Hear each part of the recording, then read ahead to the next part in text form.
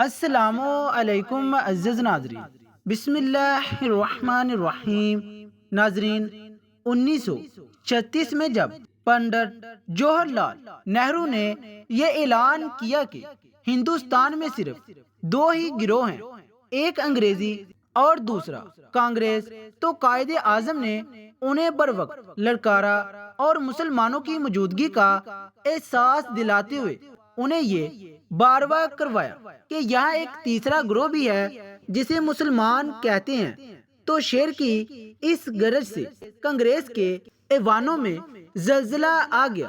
قائد کے اس نعرہ حق کا انجام یہ ہوا کہ کانگریس اور اس کے گماشتوں نے قائد اعظم کو نشانے پر رکھ لیا۔ بقول مسٹر خورشید حسن ایک طرف تو ہندوستان میں کانگریسی اور ان کے زر خرید قائد اعظم کو کافر مغربی تہذیب کا دلدار، اسلام سے نا آشنا اور انگریز کا پٹھو کہہ کر ان سے مسلمانوں کو دور رکھنے کی ناکام کوشش کرتے رہے، اور ساتھ ساتھ دوسرے ممالک خصوصاً انگلستان میں قائد اعظم کو رجعت پسند، فرقہ پرست، لکیر کا فقیر، مذہبی جنونی اور نہ جانے کس کس فرضی رنگ میں پیش کر کے انگریز قوم کے سامنے ان کی سیاسی پوزیشن کو کمزور کرتے رہے۔ قائد اعظم کے اخلاق و کردار سے اور دین اسلام پر عمل کے ثبوت کے لیے صرف ایک ہی واقعہ کافی ہے، جس کو منشی عبد الرحمن نے اپنی کتاب قائد اعظم کا مذہب و عقیدے میں تحریر کیا ہے۔ وہ لکھتے ہیں، مولانا شبیر احمد علی تھانوی قائد اعظم سے اپنی ایک ملاقات کی تفسیر تحریر کرتے ہوئے لکھتے ہیں کہ دوران گفتگو میں جناب صاحب سے میں نے یہ سوال کیا کہ آپ ہزاروں روپے خرچ کرا کے پنڈال وغیرہ بناتے ہیں اور لوگ گلے پھاڑ پھاڑ کر نعرہ تکبیر بلند کرتے ہیں، اس سے کیا فائدہ ہوتا ہے؟ جناب صاحب نے فرمایا کہ اس سے غیر اقوام پر روب پڑتا ہے۔ میں نے کہا، میں ایک اور تدبیر بتاتا ہوں جس سے روب زیادہ ہوگا۔ قائد اعظم نے فرمایا، وہ کیا؟ میں نے کہا، جب جلسے کے دوران نماز کا وقت آ جائے تو اس وقت 1.5 لاکھ مجمع کو لے کر باجماعت نماز ادا کرے، پھر آپ خود دیکھیں گے کہ کتنا روب پڑتا ہے۔ اس پر قائد اعظم نے جو جواب دیا وہ آپ کی کمال بصیرت کا منہ بولتا ثبوت ہے۔ آپ نے فرمایا، آپ ٹھیک فرماتے ہیں، مگر میں اس وقت اس پر عمل کرنے سے معذور ہوں۔ میں نے کہا کہ آپ کو کیا عذر ہے؟ تو فرمایا کہ آپ باجماعت نماز پڑھنے کو کہتے ہیں تو امام کس کو بناؤں؟ ممکن ہے کہ میرا خیال درست ہوا کہ اگر میں امامت کرواؤں سب لوگ نہ صحیح مگر کثیر تعداد میں لوگ میری موجودگی میں نماز ادا کر لیں گے، مگر میں خود کو امامت کے قابل نہیں سمجھتا اور نہ ہی مجھ میں اس کام کی اہلیت ہے، اس لیے کسی دوسرے کو امام بنانا پڑے گا۔ اب مسئلہ یہ ہے کہ اگر امام دیوبندی ہوگا تو بریلوی اس کی امامت میں نماز ادا نہیں کریں گے، اور اگر امام بریلوی ہوگا تو دیوبند نہیں پڑھیں گے، اور الگ الگ جماعتوں کی وجہ سے روب پڑنے کا غیر اقوام پر مسلمانوں کا اختلاف نمایاں ہوگا۔ اس سے فائدے کی بجائے نقصان ہوگا۔ دشمن مسلمانوں کو الگ الگ دیکھ کر مزید دلیر ہوگا اور اس سے فائدہ اٹھانے کی کوشش کرے گا۔ اس لیے فی الوقت میں اس تجویز پر عمل کرنے سے معذور ہوں، آگے چل کر دیکھا جائے گا۔ میں نے کہا، اس پر اگر بات کی تو بحث طویل ہو جائے گی، اس کے متعلق تو پھر عرض کروں گا۔ اب ایک دوسری بات عرض کرتا ہوں کہ خود آپ پر بھی تو نماز فرض ہے، آپ کیوں نماز نہیں پڑھتے؟ آپ جلسوں میں اپنا یہ معمول رکھیں کہ جب نماز کا وقت آ جائے تو آپ خود مسلح بچھا کر نماز پڑھنی شروع کر دیں، کوئی پڑھے یا نہ پڑھے۔ اس سوال کا جواب جو جناب صاحب نے دیا، ان کے الفاظ آج تک میرے کانوں میں گونج رہے ہیں، جن کو سن کر مجھے پسینہ آ گیا۔ عام طور پر یہ دیکھا گیا ہے کہ جب انسان کسی اونچے مقام پر پہنچتا ہے تو وہ عجیب اور تکبر کا شکار ہو جاتا ہے، وہ خدا کو بھول جاتا ہے اور اپنے اوپر کیے گئے کسی بھی اعتراض کو اپنی توہین سمجھتے ہوئے اعتراض کرنے والوں کو قرار واقعی سزا دینے کے احکامات جاری کر دیتا ہے۔ مگر ہمارے قائد اعظم کی شان ہی نرالی ہے۔ جب مولوی صاحب نے پوچھا کہ آپ پر بھی تو نماز فرض ہے، آپ کیوں نہیں پڑھتے؟ یاد رہے کہ یہ سوال مجمع عام میں ہو رہا تھا تو اس وقت قائد اعظم کرسی پر ٹیک لگائے بیٹھے تھے۔ قائد اعظم پر اس سوال سے اتنا رعب طاری ہوا کہ آگے کو جھک گئے اور نہایت ہی ندامت کے لہجے میں کہنے لگے کہ میں گناہ گار ہوں، خطا کار ہوں۔ آپ کو حق ہے کہ مجھے نماز کا کہیں، میرا فرض ہے کہ میں سنوں۔ میں آپ سے وعدہ کرتا ہوں کہ آئندہ نماز پڑھوں گا۔ اس مجمع عام میں سرکردہ افراد کی موجودگی میں جب قائد اعظم نے اظہار ندامت کیا اور اقرار خطا کیا تو قائد اعظم کے اس عمل نے مجھے بہت متاثر کیا۔ قائد اعظم کے اس جواب کے بعد میں نے پھر کہا کہ دیکھیں، یہ جناب کا وعدہ ہے، جناب جتنا اپنے اصولوں کا پکا ہے اتنا ہی اپنے وعدوں میں بھی پختہ ہے۔ یہ کسی چلتے پھرتے عام آدمی کا وعدہ نہیں کہ وعدہ کیا اور بھول گیا۔ اس پر قائد اعظم نے بار بار سینے پر ہاتھ مار کر کہا کہ ہاں، یہ جناب کا وعدہ ہے، یہ جناب کا وعدہ ہے، میں اس کو پورا کرنے کی کوشش کروں گا، آپ میرے لیے دعا فرمائیں۔ اس کے بعد قائد اعظم نے نماز شروع کی اور اپنی آخری وقت تک اہل سنت کے طریقے کے مطابق نماز کے پابند رہے اور ان کی دیکھا دیکھی بعض بے نمازی بھی نماز کے پابند ہو گئے۔ سبحان اللہ، یہ تھے ہمارے قائد اعظم، جو وعدہ کیا اسے پورا کر کے دکھا دیا، چاہے وہ نماز پڑھنے کا وعدہ ہو یا پاکستان بنانے کا وعدہ ہو۔ روایت ہے مولانا اشرف علی تھانوی کا بھیجا ہوا علماء کا ایک وفد قائد اعظم کی خدمت میں پہنچا اور ملاقات میں دو نکات پر زور دیا۔ اول سیاست اور مذہب، اور دونوں جھکتے ہوئے کہا کہ اگرچہ ذاتی بات ہے مگر انہیں نماز پڑھنی چاہیے۔ پہلی بات تو یہ ہے کہ مسند روایت نہیں بلکہ مستند واقعہ ہے اور تاریخ کا حصہ ہے۔ میں نے 2001 میں محترم ارشاد احمد حقانی مرحوم سے کلمی بحث میں اس کا حوالہ دیا تھا اور پھر افتخار احمد کے ساتھ یوم قائد اعظم کے حوالے سے ٹی وی پروگرام جوابدہ میں بھی عرض کیا تھا کہ قائد اعظم کی مذہبی تربیت مولانا اشرف علی تھانوی کی ہدایت پر ان کے ساتھیوں اور خواہرزادوں نے کی تھی، جن کی قائد اعظم سے طویل ملاقاتیں ہوتی رہی۔ ان ملاقاتوں کا نتیجہ تھا کہ انگلستان سے واپسی کے بعد قائد اعظم کی تقریروں پر واضح مذہبی رنگ نظر آتا ہے اور ان کی تقریروں میں جا بجا اسلام کے حوالے ملتے ہیں۔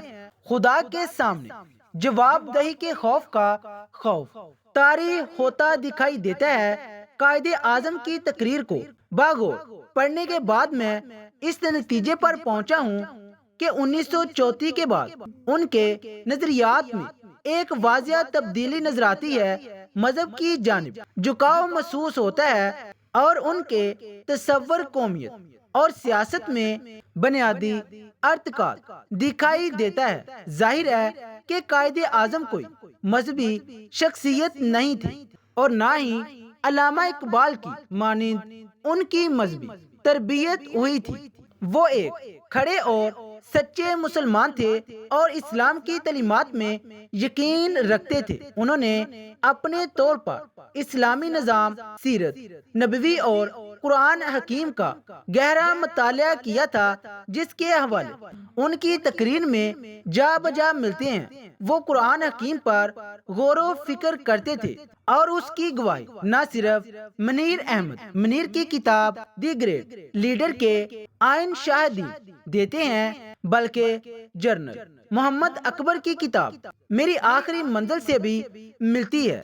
گنتی کے مطابق قائد اعظم نے قیام پاکستان سے قبل 101 دفعہ اور قیام پاکستان کے بعد 14 دفعہ اس عزم کا اعادہ کیا کہ پاکستان کے آئین، ڈھانچے اور نظام کی بنیاد اسلامی اصولوں پر رکھی جائے گی، اور انہوں نے یہ بات تو کئی بار کہی کہ قرآن مجید ہمارا رہنما ہے۔ حتیٰ کہ اسٹیٹ بینک کی افتتاح تقریر میں بھی اسلامی اصولوں کی بنیاد پر اقتصادی نظام تشکیل دینے کی آرزو کا اظہار کیا۔ مجموعی طور پر قائد اعظم پاکستان کو اسلامی جمہوری اور فلاحی ریاست بنانا چاہتے تھے، مذہبی ریاست ہرگز نہیں، کیونکہ اسلام میں تھیوکریسی کا کوئی تصور موجود نہیں۔ افسوس تو اس بات پر ہوتا ہے ہمارے سیکولر دانشوروں نے قائد اعظم کی تقریروں کو پڑھا ہی نہیں اور نہ ہی ان کی روح کو سمجھا ہے۔ وہ فقط چند ایک تقریر پڑھ کر اپنا مطلب نکال لیتے ہیں اور اس پہلو پر غور کرنے کی زحمت نہیں فرماتے کہ وقت گزرنے کے ساتھ کب اور کیسے قائد اعظم کے نظریات میں تبدیلی آتی گئی اور انہوں نے مسلمانوں کے حوالے سے اقلیت سے قومیت تک کا سفر کیسے طے کیا۔ اقبال کا فقری ارتقا بھی اس حقیقت کی غمازی کرتا ہے۔ اسلام مخالف اور دین بیزار حضرت قائد اعظم کو سیکولر ثابت کرتے رہتے ہیں، اور ان کے علم کا حال یہ ہے کہ وہ اکثر دعوے کرتے پائے جاتے ہیں کہ قائد اعظم نے بھی پاکستان کو اسلامی مملکت بنانے کا اعلان نہیں کیا۔ یہ سیاست کی حد ہے، کیونکہ قائد اعظم نے فروری 1948 میں امریکی عوام کے نام براڈ کاسٹ میں پاکستان کو پرائمر اسلامک اسٹیٹ قرار دیا تھا۔ البتہ سیکولر کا لفظ کبھی ان کی زبان سے نہیں نکلا۔ قائد اعظم کے نظریات کیا تھے اور وہ پاکستان کو کیسی ریاست بنانا چاہتے تھے، یہ میرا ذاتی مسئلہ نہیں، لیکن دین بیزار حضرات اس حوالے سے جب قائد اعظم کو مولوی محمد علی جناح کہتے ہیں اور مجھ پر بھبتی کستے ہیں تو میں محفوظ ہوتا ہوں اور دعا مانگتا ہوں کہ اللہ انہیں قائد اعظم کی تقریر پڑھنے کی توفیق دے۔ رہا آج کا پاکستان تو وہ نہ اسلامی ہے، نہ جمہوری ہے اور نہ ہی افلاحی ہے، بلکہ امریت اور جمہوریت کا ملغوبہ رہے، جہاں اقتدار اور سیاست پر دولت کی اجار داری ہے۔ نیم خواندہ نظریاتی منطق اور ہوس زدہ طبقے چھائے ہوئے ہیں اور عوام کے نام پر عوام کے لیے بنائے گئے پاکستان میں عوام پس رہی ہے۔ بات چلی تھی مولانا اشرف علی تھانوی اور قائد اعظم کی مذہبی تربیت کے حوالے سے، اور قدر دور نکل گئی۔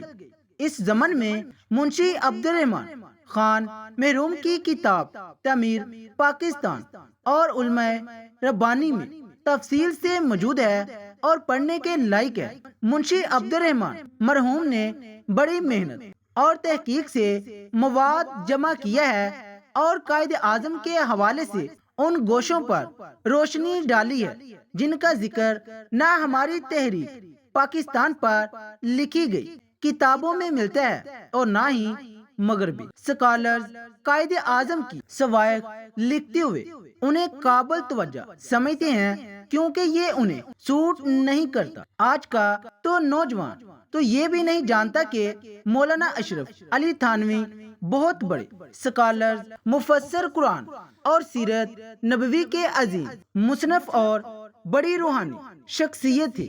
ایسی شخصیت کا مسلمانوں کے مستقبل کے بارے میں متفکر رہنا قابل فہمی ہے۔ مولانا شبیر علی تھانوی کی رائے تبلیغ کا حوالہ دیتے ہوئے منشی عبد الرحمان مرحوم نے لکھا ہے، حضرت حکیم علامت مولانا اشرف علی تھانوی دوپہر کا کھانا نوش فرما کر کیلولا کے لیے خانقاہ میں تشریف لائے اور مجھے آواز دی۔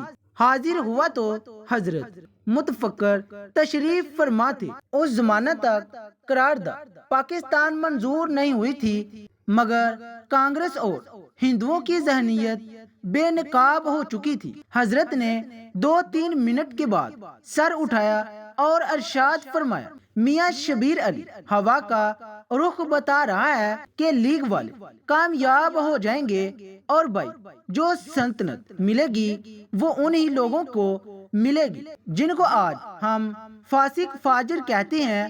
مولویوں کو تو ملنے سے رہی، لہٰذا ہم کو یہ کوشش کرنی چاہیے کہ یہی لوگ دیندار بن جائیں۔ آج کل کے حالات میں اگر سلطنت مولویوں کو مل بھی جائے تو شاید چلا نہ سکیں گے۔ ہم کو تو صرف یہ مقصود ہے جو سلطنت قائم ہو وہ دیندار اور دیانتدار لوگوں کے ہاتھ میں ہو۔ اور بس میں نے ارشاد سن کر عرض کیا کہ پھر تبلیغ نیچے کے طبقے سے شروع ہو یا اوپر کے طبقے یعنی خواص سے؟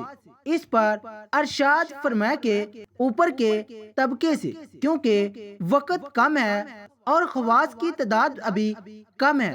اگر خواص دیندار بن گئے تو انشاءاللہ عوام کی بھی اصلاح ہو جائے گی۔ اس پس منظر اور اس جذبے کے تحت مولانا اشرف علی تھانوی نے ایک وفد ترتیب دیا۔ نواب محمد اسماعیل کے ذریعے قائد اعظم سے ملاقات کا انتظام کیا۔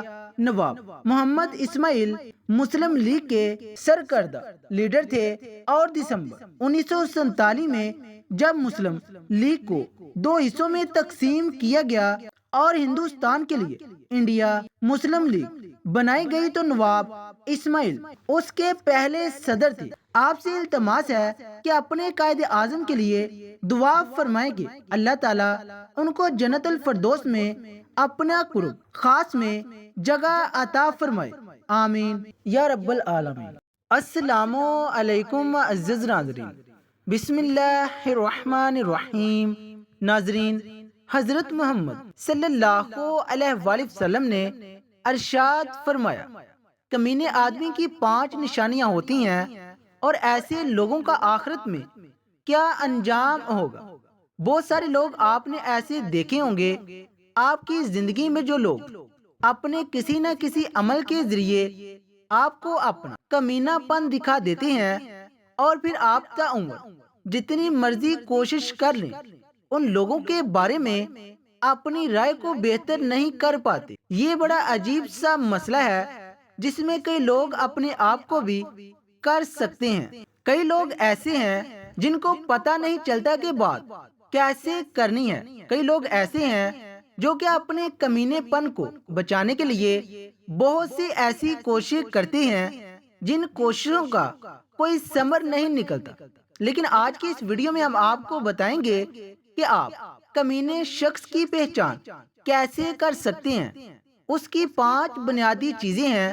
جب آپ کا دل درد سے بھر جائے اور آنکھوں میں بے تحاشا آنسو آ جائیں تو اللہ سے چپکے چپکے بات کر لیا کریں۔ وہ سب کچھ جانتا ہے لیکن آپ سے سننا چاہتا ہے۔ یقین جانو اللہ تعالیٰ زیادتی کرنے والوں کو پسند نہیں کرتا۔ گھٹیا انسان کی نشانی، نبی کریم صلی اللہ علیہ وآلہ وسلم کا ارشاد ہے، آدمی کے گھٹیا ہونے کے لیے یہی کافی ہے کہ وہ اپنے مسلمان بھائی کو حقیر اور کمتر سمجھے۔ قرآن کی آیتوں میں اتنا حسن ہے کہ یہ بے ضمیر لوگوں سے پردہ کر لیتی ہے۔ انسان کی شخصیت اس کے عادات و اطوار اور فعل اور کردار سے نمایاں ہوتی ہے۔ انسان فطری طور پر اپنا مصاحب اور دوست بھی انہی کو بنانا پسند کرتا ہے جو معاشرے میں اچھے ہوتے ہیں اور برے لوگوں سے کنارہ کشی اختیار کرتا ہے۔ جاپانی مقولہ ہے، جب کسی شخص کا کردار تم پر واضح نہ ہو تو اس کے دوست کو دیکھو، اس سے اس کے معیار کا پتہ چلتا ہے۔ اس لیے معمولی عقل و شعور رکھنے والا انسان کبھی برے لوگوں کو اپنا دوست بنانا پسند نہیں کرتا، بلکہ اس کی فحاشی باتوں اور برے کاموں سے بچنے کے لیے اس سے دوری اختیار کرنے میں اپنی بھلائی محسوس کرتا ہے۔ نبی کریم صلی اللہ علیہ وآلہ وسلم نے ارشاد فرمایا، مومن محبت اور الفت کا حامل ہوتا ہے، اور اس شخص میں کوئی خوبی اور بلائی نہیں جو نہ خود محبت کرے اور نہ لوگوں کو اس سے الفت ہو۔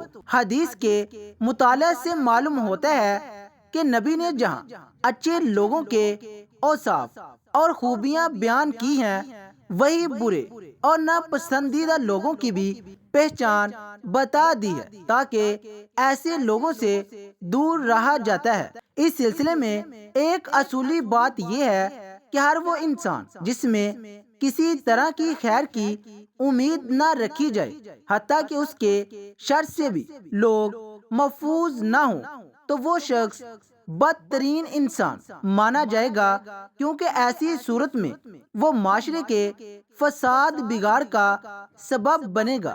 نبی کریم صلی اللہ علیہ وآلہ وسلم کا فرمان ہے، تم میں بدترین شخص وہ ہے جس سے دوسرے لوگوں کو نہ خیر کی امید ہو نہ اس کے شر سے لوگ محفوظ ہوں۔ بسا اوقات انسان کسی برے شخص سے ملتا ہے مگر اس کے ساتھ بہتر انداز سے پیش آتا ہے، اس سے گمان ہونے لگتا ہے کہ وہ معاشرے کا بہترین فرد ہوگا، حالانکہ وہ بدترین انسان ہوتا ہے۔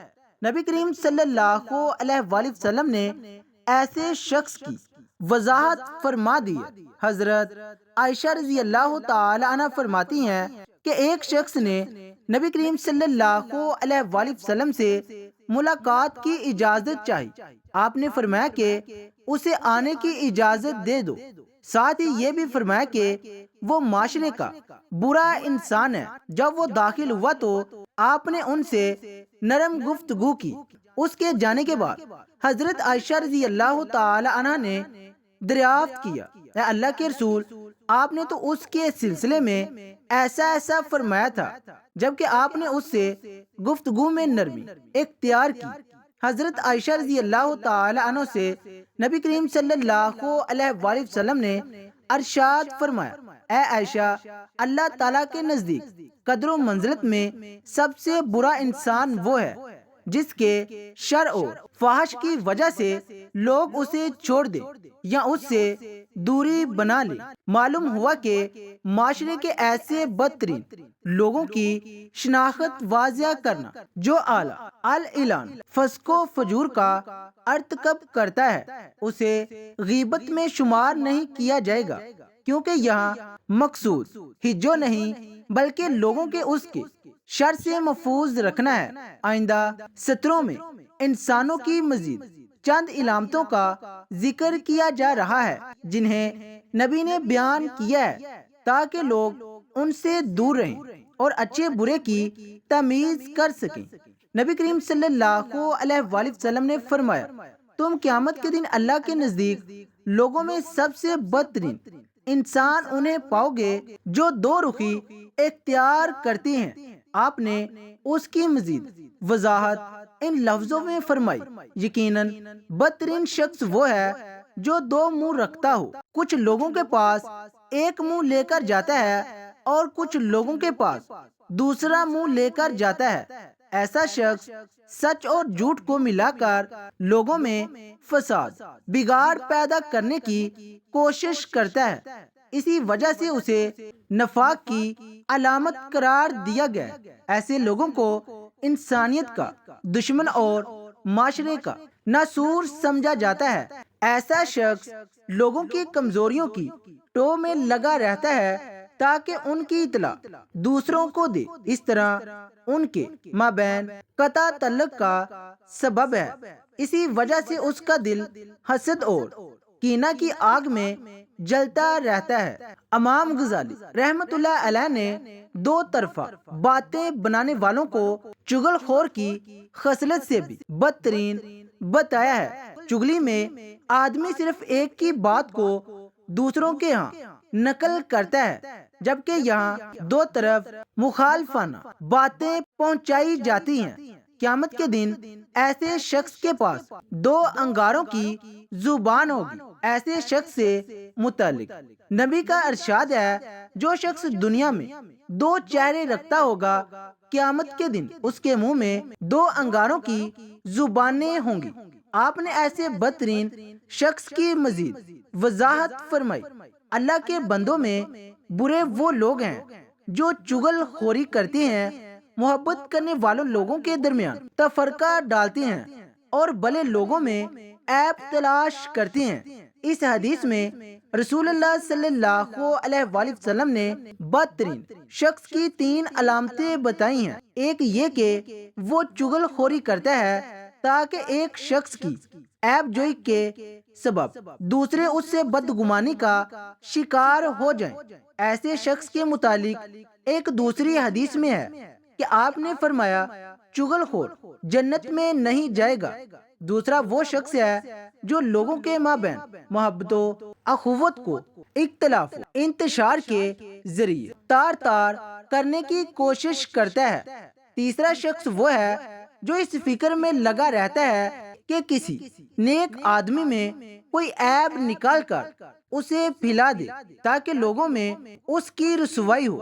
یہ الفاظ دیگر وہ دوسرے انسانوں کی رسوائی کے لیے کوشاں رہتا ہے۔ تمام انسانوں کا خالق و مالک اللہ ہے، وہی انسان کی ضرورتوں کو پورا کرتا ہے، لہٰذا انہیں اسی کے سامنے سجدہ ریز ہونا چاہیے، نہ کہ اللہ کے بامقابل کسی دوسرے کو حاجت روا تسلیم کیا جائے۔ جیسا کہ مزاروں پیر دیکھنے کو ملتا ہے، یہ بندے کی سب سے بڑی سرکشی ہوگی۔ ایسے شخص کو بھی حدیث میں بدترین انسان کہا گیا ہے۔ آپ صلی اللہ علیہ وآلہ وسلم کا ارشاد ہے، بدترین انسان وہ ہے جو قبروں کو مساجد عبادت گاہ بنا لیتے ہیں۔ اس کائنات میں بہت سے انسان ایسے بھی ہیں جو دوسروں کی دنیا بنانے میں بھول جاتے ہیں کہ وہ جو کچھ کر رہا ہے وہ صحیح ہے یا غلط۔ اس طرح ان کی آخرت تباہ و برباد ہو جاتی ہے۔ ان کے متعلق آپ نے ارشاد فرمایا، قیامت کے دن اللہ کے نزدیک مرتبے میں برے لوگ وہ ہوں گے جو دوسروں کی دنیا بنانے میں اپنی آخرت خراب کر لیں گے۔ قیامت کی علامتوں میں سے ہے، برائیاں عام ہو جائیں گی اور ان کا اتنا چرچا ہونے لگے گا کہ لوگ برے کاموں کو برا نہیں سمجھیں گے۔ اس طرح برے لوگوں کی کثرت ہو جائے گی۔ اس بات کی پیشن گوئی کرتے ہوئے پیارے نبی صلی اللہ علیہ وآلہ وسلم نے ارشاد فرمایا ہے، برے لوگوں پر قیامت کا وقوع ہوگا۔ مذکور تمام حدیث سے ایسے بدترین لوگوں کی شناخت بتائی گئی ہے جس کے متعلق آپ صلی اللہ علیہ وآلہ وسلم نے شر الناس شرار الناس شرار عباد اللہ وغیرہ کہہ کر وضاحت فرمائی ہے۔ ان کے علاوہ جھوٹ، غیبت، بدکاری، بد اخلاقی وغیرہ جیسے عمل کے مرتکب لوگ بھی بدترین انسان ہیں، کیونکہ ایسے لوگوں سے بھی خیر کی توقع نہیں کی جاتی اور نہ اس کے شر سے لوگ مامون نہیں ہوتے، لہذا وہ بھی بدترین انسان ہیں جن کو حدیث میں برا کہا گیا ہے۔ اللہ تعالیٰ ہمیں بہتر مسلمان بننے کی توفیق عطا فرمائے اور ہمیں نیکوکاروں میں شامل فرمائے، آمین۔ ناظرین، کمنٹ باکس میں اللہ تعالیٰ کے 99 ناموں میں سے ایک نام ضرور ٹائپ کریں۔ شکریہ، اللہ حافظ۔ السلام علیکم معزز ناظرین، بسم اللہ الرحمن الرحیم۔ ناظرین، 5 عورتوں کو مرتے وقت تھوڑی سی بھی تکلیف نہیں ہوگی۔ وہ 5 عورتیں کون سی ہیں، جاننے کے لیے ویڈیو مکمل دیکھیے گا۔ نزا کے وقت مسلمان کو جو تکلیف ہوتی ہے اس پر اللہ رب العزت کی جانب سے نیکیاں عطا کی جاتی ہیں، جیسا کہ سنن ابن ماجہ میں باروایت حضرت عائشہ رضی اللہ تعالی عنہ فرماتی ہیں کہ رسول اللہ صلی اللہ علیہ وآلہ وسلم ان کے پاس تشریف لائے، اس حال میں کہ ان کے پاس ان کا کوئی قریبی رشتہ دار موت کی سختی میں مبتلا تھا۔ رسول اکرم صلی اللہ علیہ وآلہ وسلم نے مشاہدہ فرما کر حضرت عائشہ رضی اللہ تعالی عنہ سے فرمایا، اپنے رشتہ دار پر غمگین نہ ہو، اس لیے کہ یہ اس کی نیکیاں ہیں۔ نیز حضرت عائشہ رضی اللہ تعالی عنہ سے ہی اس زمن کی روایت ہے کہ جب سے رسول اللہ صلی اللہ علیہ وآلہ وسلم کی وفات کی تکلیف میں نے دیکھی، اب میں کسی مسلمان میت کی حالت نزا کی تکلیف کو اس کے حق میں برا نہیں سمجھتا۔ پس مذکورہ حدیث سے معلوم ہوتا ہے کہ نزا کے وقت ہونے والی سختی مرنے والے کی بدعمالیوں کا ہرگز نتیجہ نہیں ہوتی۔ مسلمان کے حق میں اس پر اجر و ثواب اور گناہوں کی معافی کی ہی امید رکھنی چاہیے۔ ناظرین، 5 عورتوں کو مرتے وقت تکلیف نہیں ہوگی۔ حضرت سیدنا عثمان غنی رضی اللہ تعالی عنہ نے فرمایا تھا کہ دنیا میں 5 لوگ ایسے ہیں جن کو مرتے وقت تکلیف نہیں ہوگی، ان کی روح آسانی سے نکلے گی۔ حالت نزا میں انسان کی آدھی روح اندر ہوتی ہے اور آدھی روح باہر ہوتی ہے، اور بندہ تکلیف میں ہوتا ہے۔ اس وقت انسان کو پیاس اتنی لگتی ہے کہ انسان یہ چاہتا ہے کہ سمندر کا پانی پی جاؤں، اور اگر بالفرض 7 سمندروں کا پانی وہ پی بھی جائے پھر بھی اس کی پیاس کبھی ختم نہیں ہوگی۔ روح نکلتے وقت انسان کو جو تکلیف ہو رہی ہوتی ہے وہ ناقابل بیان ہے۔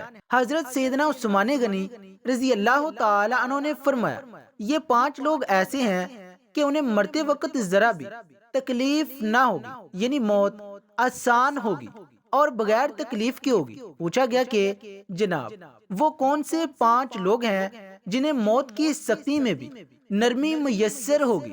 تو فرمانے لگے کہ سب سے پہلا شخص وہ جو اپنے ماں باپ کی موت کے بعد، یعنی ماں باپ کے مرنے کے بعد وراثت کا حصہ اپنی بہنوں کو پہنچانے میں جلدی کرتا ہے، یعنی وراثت کا حصہ اپنی بہنوں کو جلدی اور بر وقت پہنچاتا ہے۔ ایسا نہ ہو کہ بہن کے بچے بھوک سے بلکتے رہیں اور تم بہن کے حق پر قبضہ کیے بیٹھے رہو، اور بہن اس انتظار میں رہے کہ میرا بھائی کب مجھے میرے ماں باپ کی وراثت میں سے حصہ دے گا۔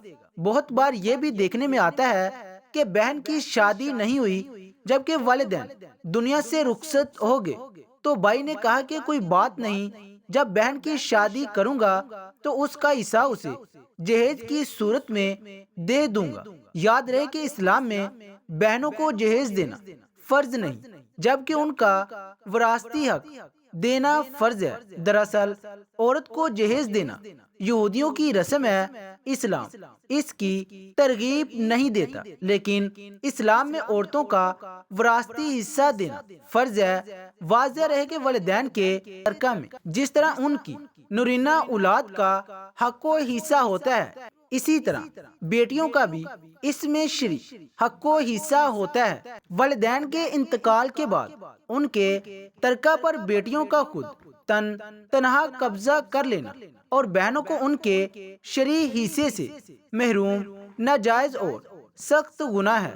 بھائیوں پر لازم ہے کہ بہنوں کو ان کا حق و حصہ اس دنیا میں دے دے، ورنہ آخرت میں دینا پڑے گا، اور آخرت میں دینا آسان نہیں ہوگا۔ حدیث مبارک میں اس پر بڑی وعیدیں آئی ہیں۔ حضرت سعید بن زید رضی اللہ تعالیٰ عنہ فرماتے ہیں کہ رسول اللہ صلی اللہ علیہ وآلہ وسلم نے فرمایا، جو شخص کسی کی بلشت پر زمین بھی آزرا ظلم لے گا، قیامت کے دن 7 زمینوں میں سے اتنی ہی زمین اس کے گلے میں توق کے طور پر ڈالی جائے گی۔ ایک اور حدیث مبارک میں ہے، حضرت انس رضی اللہ تعالیٰ عنہ فرماتے ہیں کہ رسول اللہ صلی اللہ علیہ وآلہ وسلم نے فرمایا، جو شخص اپنی وراثت کی میراث کاٹے گا، یعنی اس کا حصہ نہیں دے گا، تو اللہ تعالیٰ قیامت کے دن اس کی جنت کی میراث کاٹ لے گا۔ یاد رہے کہ جہیز کی رسم اسلام کی رسم نہیں بلکہ یہودیوں کی رسم ہے، اور اس سے بڑا نقصان ہے کہ جس طرح یہودیوں کی عورتوں کو بغیر جہیز کے کوئی شخص قبول نہیں کرتا تھا، اسی طرح آج اسلام میں بھی عورتوں کی شادیوں میں سب سے بڑی رکاوٹ جہیز ہے۔ غریب آدمی کی بیٹی بیٹھی بوڑھی ہو گئی کہ جہیز کا کوئی بندوبست نہ ہو سکا۔ اسی طرح اگر کوئی شخص یہ کہے کہ میں بہن کا وراثتی حصہ تو نہیں دے سکتا، البتہ جب اس کی شادی کا وقت ہوگا تو جہیز دے دوں گا، لہذا فرمایا گیا کہ بہنوں کو بروقت حصہ دینے والوں کی روح موت کے وقت بڑی آسانی سے نکلتی ہے۔ ایک عورت کا بھائی جب فوت ہوا تو اس عورت نے بہت اصرار کیا کہ مجھے بھی قبرستان میں لے چلو، میں بھی اپنے بھائی کی قبر پر جانا چاہتی ہوں۔ خیر اس کے اس اصرار کو قبول کیا گیا اور اسے قبرستان میں اس جگہ لے جایا گیا جہاں اس کے بھائی کی تدفین ہونے والی تھی۔ اس کو دیکھتے ہی دیکھتے میت کو قبر میں اتارا گیا اور اس کے بھائی کو مٹی کے سپرد کر دیا گیا۔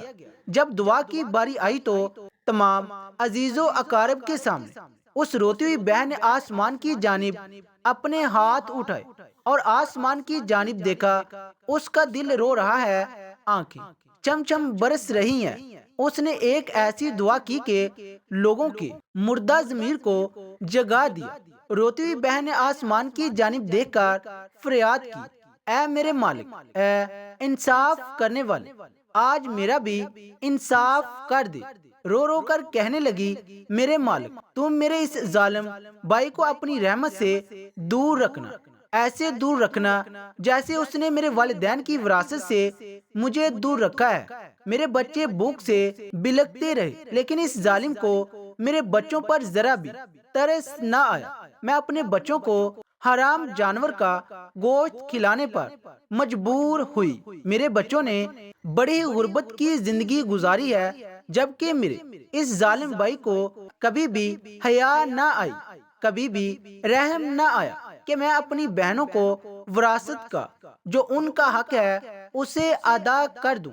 اے میرے مالک، تو آج انصاف کر دے اور جس طرح سے اس نے میری وراثت کے حق سے مجھے دور رکھا ہے، اسی طرح تو اسے اپنی رحمت سے دور کر دے۔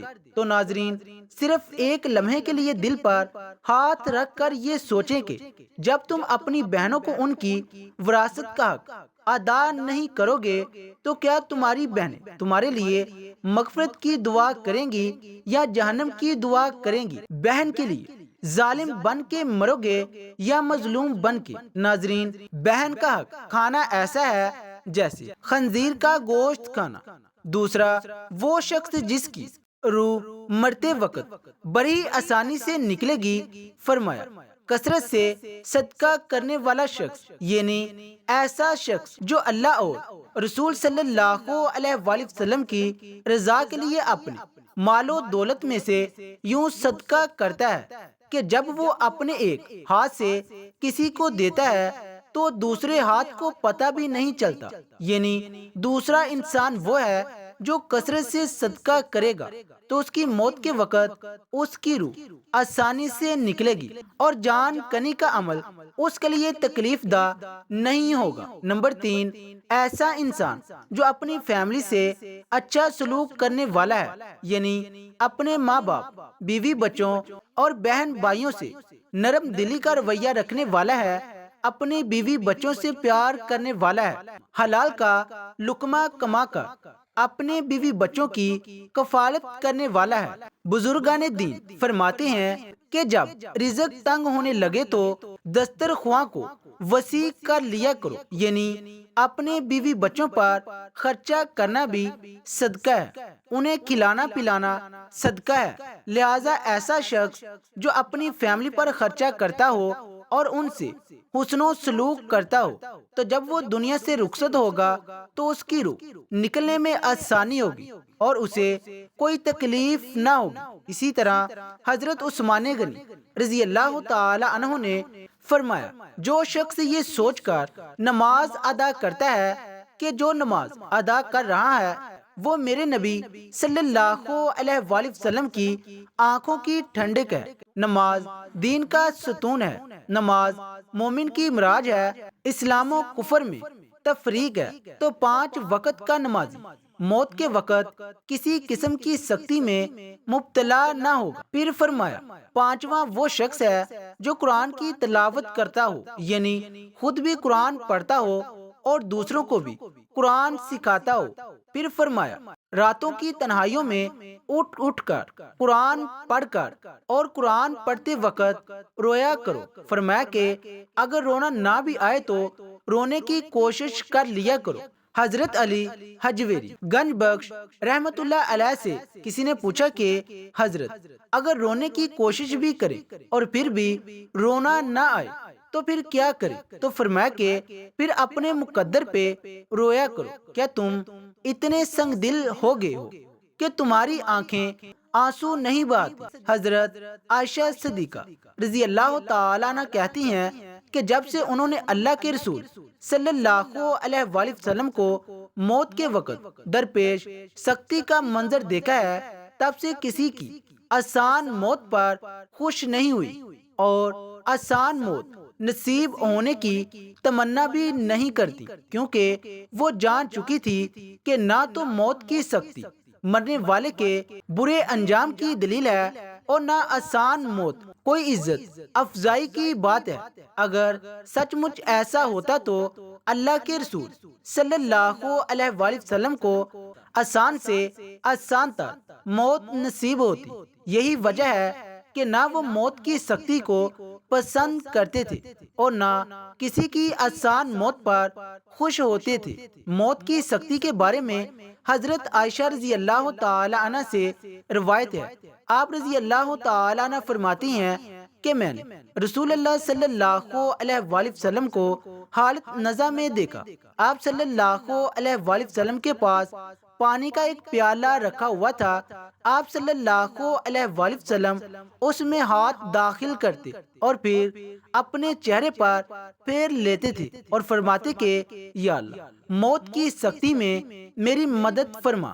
مختلف حدیث مبارک سے معلوم ہوتا ہے کہ مومن کی روح بہت آسانی سے نکلتی ہے اور روح کے نکلتے ہی اس کے لیے خوشخبریاں شروع ہو جاتی ہیں، جبکہ کافر کے بارے میں آتا ہے کہ اس کی روح انتہائی سختی کے ساتھ قبض کر لی جاتی ہے اور اسی وقت سے ہی اس کے برے احوال شروع ہو جاتے ہیں۔ البتہ متعدد حدیث مبارک میں یہ بھی مذکور ہے کہ اللہ تعالیٰ نے موت کے اندر ایک ایسی شدت اور سختی رکھی ہے کہ اس کا احساس دنیا سے جانے والے ہر شخص کو ہوتا ہے، خواہ وہ نیک مسلمان ہو یا بد ہو یا کافر ہو، لیکن مومن پر جو تکلیف آتی ہے وہ اس کے گناہوں کی معافی اور درجات کی بلندی کے لیے ہوتی ہے، جبکہ کافر پر تکلیف اس کے بد عمالیوں کی سزا کے طور پر آتی ہے۔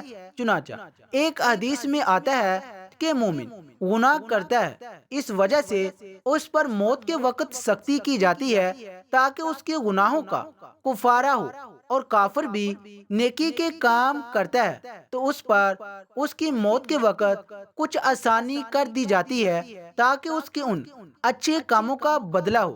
اس حدیث سے یہ بات معلوم ہوتی ہے کہ ہر شخص کی موت اس کے دنیا میں کیے گئے اچھے اور برے اعمال کے مطابق ہوتی ہے۔ تاہم حضرات علماء کرام اور محدثین رحمت اللہ علیہ نے یہ لکھا ہے کہ مومن کو جو بھی تکلیف ہوتی ہے، خواہ تکلیف اس کے گناہوں کی بخشش کے لیے ہو یا اس کے درجات کی بلندی کے لیے ہو، وہ حالت نزع عین روح نکلنے کے وقت سے پہلے ہوتی ہے، اور جب اس کی روح نکل رہی ہوتی ہے تو اس وقت اللہ تعالیٰ اس کی تمام تکلیفوں کو دور فرما کر سہولت اور آسانی سے روح قبض کر لیتا ہے اور آنے والے مراحل بھی آسان فرما دیتا ہے۔ واللہ علم، اللہ پاک سے دعا ہے کہ ہم سب مسلمانوں کی موت کے وقت کی سختیوں کو دور فرما کر ہمارا خاتمہ ایمان پر فرمائے، آمین۔ ناظرین، کمنٹ باکس میں اللہ تعالیٰ کے 99 ناموں میں سے ایک نام ضرور ٹائپ کریں۔ شکریہ، اللہ حافظ۔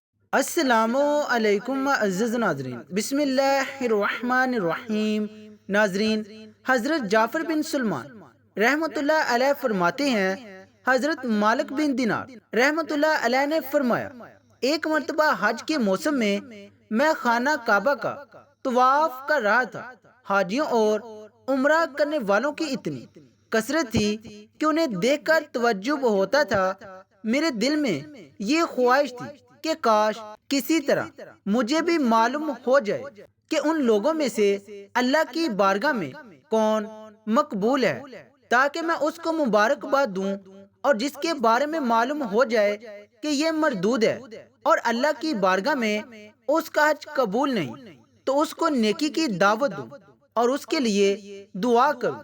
جب رات کو میں سویا تو خواب میں مجھے کسی کہنے والے نے کہا، اے مالک بن دینار، تو حاجی اور عمرہ کرنے والوں کے بارے میں فکر مند ہے تو سن، اس مرتبہ اللہ نے ہر چھوٹے بڑے، مرد و عورت، سفید و سیاہ رنگ والے، عربی و عجمی، الغرض ہر حج اور عمرہ کرنے والوں کو بخش دیا ہے، لیکن ایک شخص کی مغفرت نہیں کی گئی۔ اللہ کا اس شخص پر بہت زیادہ غضب و غصہ ہے اور اللہ اس سے ناراض ہے۔ اس کا حج قبول نہیں کیا گیا بلکہ اس کے منہ پر مار دیا گیا ہے۔ حضرت مالک بن دینار رحمت اللہ علیہ فرماتے ہیں، اس خواب کے بعد میری جو حالت ہوئی اسے اللہ ہی بہتر جانتا ہے۔ میں نے یہ گمان کر لیا کہ وہ مغضوب شخص شاید میں ہی ہوں اور اللہ مجھ سے ناراض ہے۔ میں بہت پریشان رہا، سارا دن اسی غم و فکر میں گزر گیا۔ پھر دوسری رات تھوڑی دیر کے لیے میری آنکھ لگی تو پھر مجھے اسی طرح کا خواب نظر آیا اور ایسی ہی غیبی آواز سنائی دی۔ پھر کہا گیا، اے مالک بن دینار، تو وہ نہیں جس کا ذکر کیا جا رہا ہے، بلکہ وہ خرسان کا ایک شخص ہے جو بلخ شہر میں رہتا ہے۔ اس کا نام محمد بن ہارون بلخی ہے۔ اللہ اس سے شدید ناراض ہے، اس کا حج قبول نہیں اور اس کے منہ پر مار دیا گیا ہے۔ حضرت مالک بن دینار رحمت اللہ علیہ فرماتے ہیں، میں صبح خرسان سے آئے ہوئے حاجیوں کے قافلے میں گیا، انہیں سلام کیا اور ان سے پوچھا، کیا تم میں بلخ شہر کے حاجی موجود ہیں؟ انہوں نے کہا، ہاں، ہم میں بلخ کے کئی حاجی موجود ہیں۔ میں نے پھر پوچھا، کیا تم میں کوئی محمد بن ہارون بلخی ہے؟ انہوں نے کہا، مرحبا، اس نیک شخص کو کون نہیں جانتا، اس سے بڑھ کر عابد و زاہد پورے خرسان میں کوئی نہیں۔ حضرت مالک بن دینار رحمت اللہ علیہ فرماتے ہیں کہ مجھے ان لوگوں کی زبانی اس کی تعریف سن کر بڑا تعجب ہوا، کیونکہ خواب میں معاملہ اس کے برعکس تھا۔ بہرحال میں نے اس سے پوچھا، اس وقت وہ کہاں ہوگا؟ لوگوں نے کہا، وہ 40 سال سے مسلسل روزے رکھ رہا ہے اور ساری رات عبادت میں گزارتا ہے۔ اگر تم اسے تلاش کرنا چاہتے ہو تو مکہ مکرمہ کے کسی ٹوٹے پھوٹے مکان میں تلاش کرو، وہ ایسی ہی جگہوں میں قیام کرتا ہے۔ ان لوگوں سے یہ معلومات حاصل کرنے کے بعد میں مکہ شریف کے ویران علاقے کی طرف گیا اور اس ابن ہارون کو ڈھونڈنے لگا۔ بالآخر ایک دیوار کے پیچھے میں نے ایک شخص کو دیکھا۔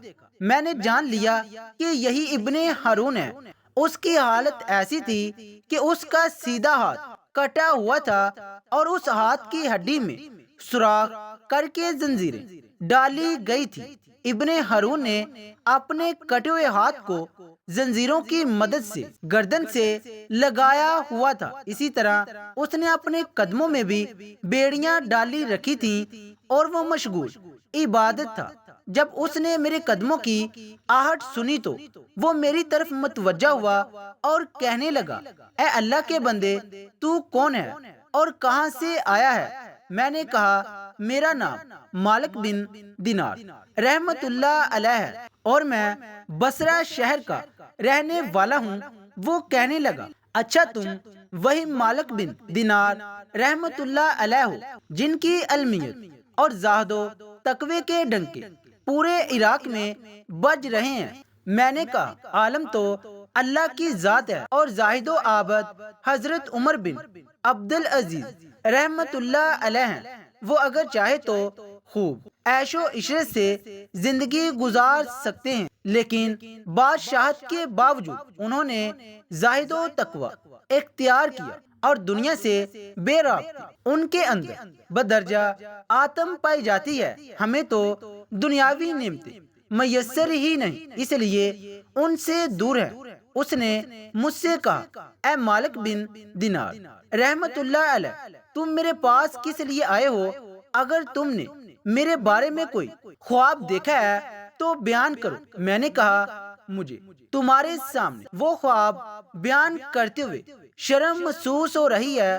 تو وہ کہنے لگا اے مالک بن دینار رحمت اللہ علیہ، تم نے جو خواب دیکھا ہے وہ بیان کرو اور مجھ سے شرم نہ کرو۔ حضرت مالک بن دینار رحمت اللہ علیہ فرماتے ہیں کہ بالآخر میں نے اسے اپنا خواب سنایا۔ خواب سن کر وہ کافی دیر تک روتا رہا، پھر کہنے لگا اے مالک بن دینار رحمت اللہ علیہ، مسلسل 40 سال سے میرے بارے میں حج کے موقع پر اسی طرح کا خواب کسی نیک زاہد و بندے کو دکھایا جاتا ہے اور اسے بتایا جاتا ہے کہ میں جہنمی ہوں۔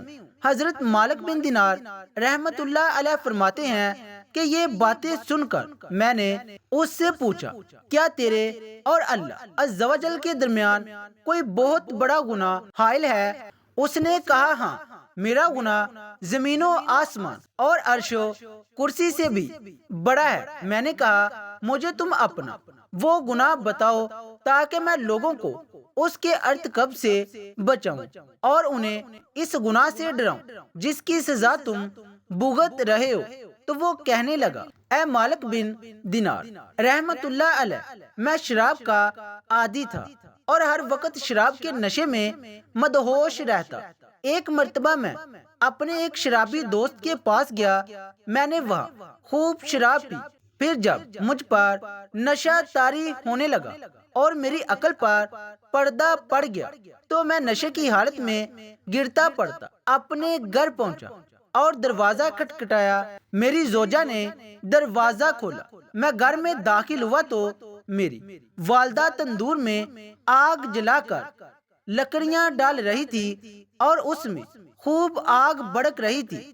جب میری والدہ نے مجھے نشے کی حالت میں دیکھا تو میری طرف آئی، میں لڑکھڑا کر گرنے لگا تو اس نے مجھے تھام لیا اور کہنے لگی آج شعبان المعظم کی آخری تاریخ ہے اور رمضان المبارک کی پہلی رات شروع ہونے والی ہے۔ لوگ صبح روزہ رکھیں گے اور تیری صبح اس حالت میں ہوگی کہ تو شراب کے نشے میں ہوگا۔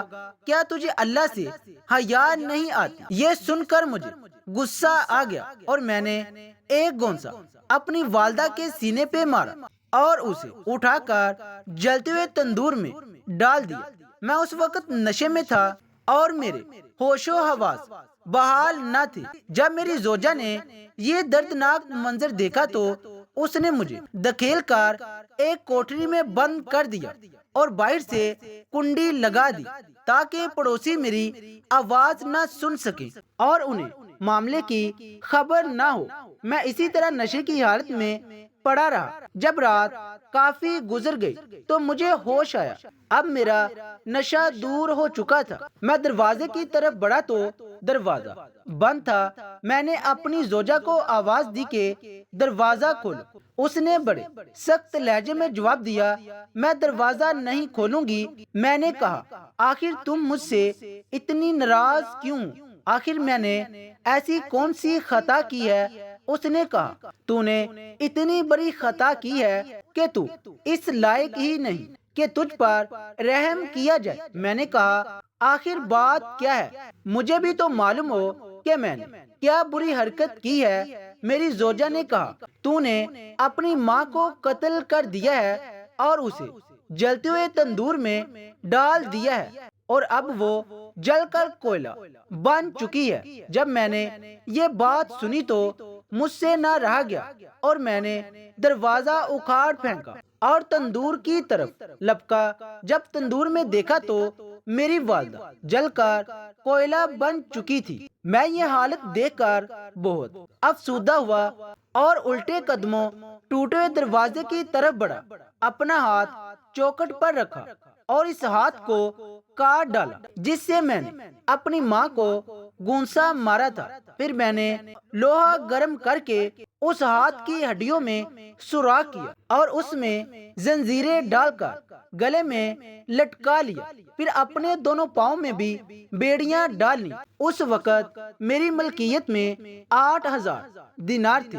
وہ سب کے سب میں نے غروب آفتاب سے قبل صدقہ کر دی۔ 26 لونڈیاں اور 23 غلام آزاد کیے اور اپنی تمام جائیداد اللہ عز و جل کے نام پر وقف کر دی۔ اب مسلسل 40 سال سے میری یہ حالت ہے کہ دن میں روزہ رکھتا ہوں اور ساری رات اپنے پروردگار کی عبادت کرتا ہوں اور 40 دن کے بعد کھانا کھاتا ہوں۔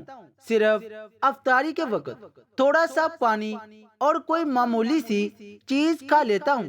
میں ہر سال حج کرنے آتا ہوں اور ہر سال کسی عالم زاہد کو میرے متعلق ایسا ہی خواب دکھایا جاتا ہے جیسا کہ آپ کو دکھایا گیا ہے۔ یہ ہے میری ساری داستان۔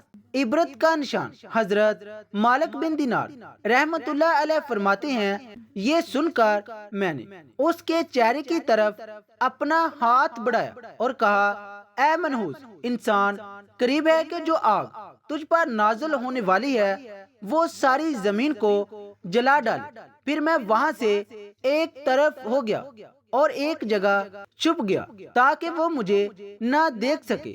جب اس نے محسوس کیا کہ میں جا چکا ہوں تو اس نے اپنا ہاتھ آسمان کی طرف اٹھایا اور اللہ سے اس طرح مناجات کرنے لگا، اے غموں اور مصیبتوں کو دور کرنے والے، اے مجبور اور پریشان حال لوگوں کی دعائیں قبول کرنے والے، اے میری امیدوں کی لاج رکھنے والے، اے گہرے سمندر کو پیدا کرنے والے، اے میرے پاک پروردگار، اے وہ ذات جس کے دست قدرت میں تمام بلائیاں ہیں، میں تیری رضا چاہتا ہوں اور تیری ناراضگی سے پناہ مانگتا ہوں۔ تو اپنے عفو و کرم کے صدقے مجھے عذاب سے محفوظ رکھ اور مجھے اپنی ناراضگی سے بچا۔ اے میرے پاک پروردگار، میں کما حقہ تیری تعریف نہیں کر سکتا، تو ایسا ہی ہے جیسا تو نے اپنی تعریف خود بیان فرمائی۔ اے میرے رحیم و کریم پروردگار، تو میری امیدوں کی لاج رکھ لے۔ بے شک میں تجھ سے تیری رحمت کا طالب ہوں، مجھے یقین ہے کہ تو میری دعا رد نہیں کرے گا۔ میں صرف تجھ ہی سے دعا کرتا ہوں، اے اللہ موت سے پہلے مجھے اپنی رضا کا مسردہ سنا دے اور مجھے اپنے عفو و کرم کی ایک جھلک دکھا دے۔ حضرت مالک بن دینار رحمت اللہ علیہ فرماتے ہیں کہ اس کی یہ رکت انگیز مناجات سن کر میں اپنی منزل کی طرف لوٹ آیا۔ پھر جب رات کو نیند آنے لگی تو دل کی آنکھیں کھل گئی۔ مجھے خواب میں پیارے آقا مدینے والے مصطفیٰ صلی اللہ علیہ وآلہ وسلم کی زیارت نصیب ہوئی۔ آپ صلی اللہ علیہ وآلہ وسلم نے ارشاد فرمایا، اے مالک بن دینار، تو لوگوں کو اللہ کی رحمت اور اس کے عفو و کرم سے مایوس مت کر۔ بے شک اللہ محمد بن ہارون کے افعال سے باخبر ہے اور اللہ نے اس کی دعا قبول فرما کر اس کی لغزشوں اور خطاؤں کو معاف کر دیا ہے۔ تو صبح اس کے پاس جانا اور اس سے کہنا، بے شک اللہ بروز قیامت میدان محشر میں تمام اولین آخرین کو جمع فرمائے گا۔ اگر کسی سینگ والے جانور نے بغیر سینگ والے جانور کو مارا ہوگا تو اس کو بدلہ دلوائے گا اور ذرے ذرے کا حساب لے گا۔ اللہ فرماتا ہے، مجھے اپنی عزت و جلال کی قسم، میں ذرے ذرے کا حساب لوں گا۔ اور اگر کسی نے ذرا بر بھی ظلم کیا ہوگا تو مظلوم کو ظالم سے اس کا حق دلواؤں گا۔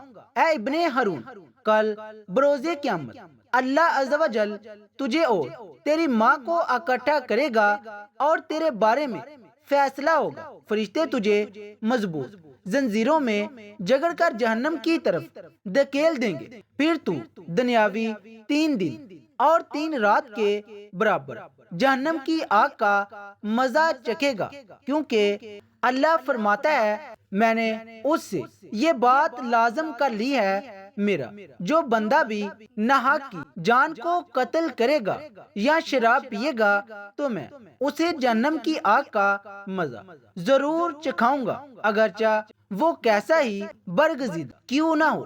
اے ابن ہارون، پھر اللہ عز و جل تیری ماں کے دل میں تیرے لیے رحم ڈالے گا اور اس کے دل میں یہ بات ڈال دے گا کہ وہ اللہ سے سوال کرے کہ اے اللہ تو میرے بیٹے کو بخش دے۔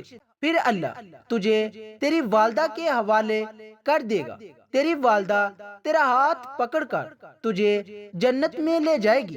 حضرت مالک بن دینار رحمت اللہ علیہ فرماتے ہیں جب صبح ہوئی تو میں فوراً ابن ہارون کے پاس گیا اور اسے بشارت دی کہ آج رات خواب میں مجھے پیارے آقا صلی اللہ علیہ وآلہ وسلم کی زیارت نصیب ہوئی۔ آپ صلی اللہ علیہ وآلہ وسلم نے مجھے تیرے بارے میں اس طرح فرمایا ہے، پھر میں نے اسے اپنا پورا خواب سنایا۔ خدا کی قسم میرا یہ خواب سن کر وہ جھوم اٹھا اور اس کی روح اس طرح آسانی سے اس کے تن سے جدا ہوئی جیسا کہ پتھر کو جب پانی میں ڈبویا جائے تو وہ آسانی سے نیچے کی جانب چلا جاتا ہے۔ پھر اس کی تجہیز و تکفین کا انتظام کیا گیا اور میں نے اس کے جنازے میں شرکت کی۔ اللہ ہم سب کو اپنی رحمت کاملہ کا سایہ عطا فرمائے، ہمیں لمحہ بھر کے لیے بھی جہنم کی آگ میں نہ ڈالے۔ ہمارے کمزور جسم جہنم کی آگ کو برداشت نہیں کر سکتے، ہم سے تو دنیاوی آگ کی چنگاری بھی برداشت نہیں ہوتی، جہنم کی وہ سخت آگ کس طرح برداشت ہوگی۔ اللہ ہمیں حضور اکرم صلی اللہ علیہ وآلہ وسلم کے صدقے نارے جہنم سے محفوظ رکھے۔ اللہ پاک ہماری خطاؤں کو معاف فرمائے، ہمیں دین و دنیا کی بلائیاں عطا فرمائے اور اپنی دائمی رضا سے مالا مال فرمائے۔ سرکار صلی اللہ علیہ وآلہ وسلم کی ساری امت کی مغفرت فرمائے، آمین۔ ناظرین، کمنٹ باکس میں اللہ تعالیٰ کے 99 ناموں میں سے ایک نام ضرور ٹائپ کریں۔ شکریہ، اللہ حافظ۔